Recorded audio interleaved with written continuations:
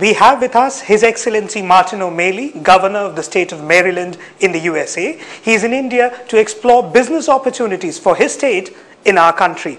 Your Excellency, thank you for joining us. Let's begin with a short gist of your visit to India so far. We have come to India with the largest trade and business delegation that any state in the United States has ever brought to India. And the reason that we've come here is because we believe, as President Obama has said, that the relationship between the people of India and the people of the United States will be the defining relationship of our times. And we want to be a part of that relationship. We want to lead that relationship. And we believe that there's tremendous amount of new opportunities, new jobs, and maybe new solutions to this world's problems that will come out of the collaborations between the really smart and innovative people working in India and the smart and innovative people working in my home state of Maryland in the United States.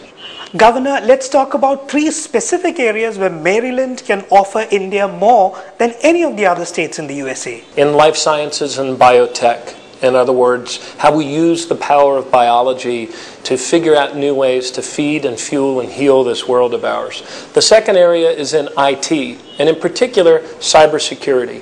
Maryland is the home to many federal innovation and security assets of our country because of our proximity to the nation's capital. One of those is our cyber defense, which has all been consolidated now in Maryland.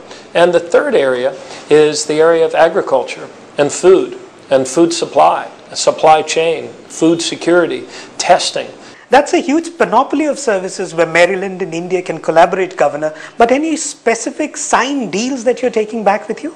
Well, we have been able to announce a number of individual deals. One involving a cybersecurity company headquartered in Baltimore called CyberPoint.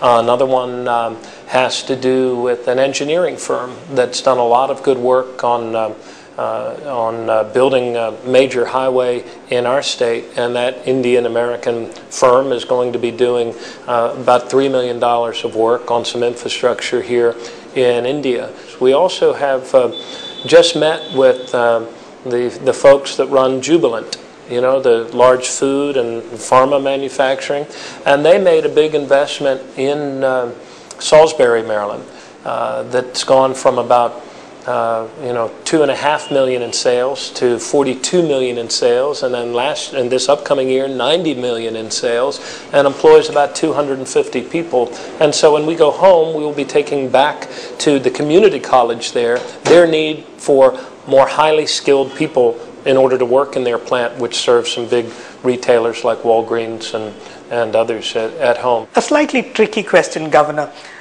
That of foreign direct investment, it's raised a lot of hackles in India.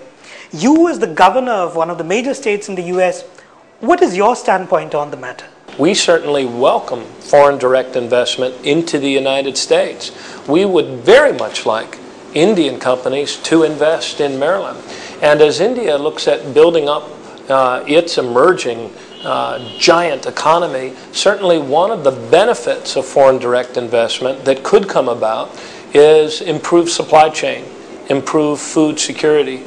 For India to be producing so much food and for 40% of it not to be able to even make it to marketing, to the markets where people can buy it, points to the possible benefit that some large, well-capitalized foreign direct firms could bring to India. It actually could be a huge benefit to small shop owners to have a better supply chain and better distribution networks, because ultimately there is no replacement for those small shop owners that bring the food and the services right to where people live. Governor, you're here with a new concept, that of state-to-state collaboration. Now, that's new for us. So far, we've been used to countries collaborating together. So how does this work? How does the state of Maryland work and collaborate with an Indian state? What it allows you to do is to kind of break through the crust, if you will, of the national relationship and actually create the connections at the state level between your universities, between your cultural associations, between your cricket associations, and the other ties, those relationships that actually strengthen this relationship between our two nations. We've signed two memoranda of intent, one in the state of Maharashtra and one in Andhra Pradesh. And we look forward to those being ratified and okayed by the national government. Governor, you've acted in a movie, Ladder 49, with John Travolta. You've also been an accomplished guitarist. I was curious, are there any plans at all to collaborate with our film industry, Bollywood? Well, I'm very much aware of Bollywood and very much aware of, I have 4 kids, and before my wife and I traveled to India, we all gathered together and saw Slumdog Millionaire one more time before we came over. So I'm well aware of what a talented film industry that you have here. And I think the collaborations, the possibilities in art and music and film are great. You know, there is an echo that goes back and forth through the years between the people of India and the people of the United States.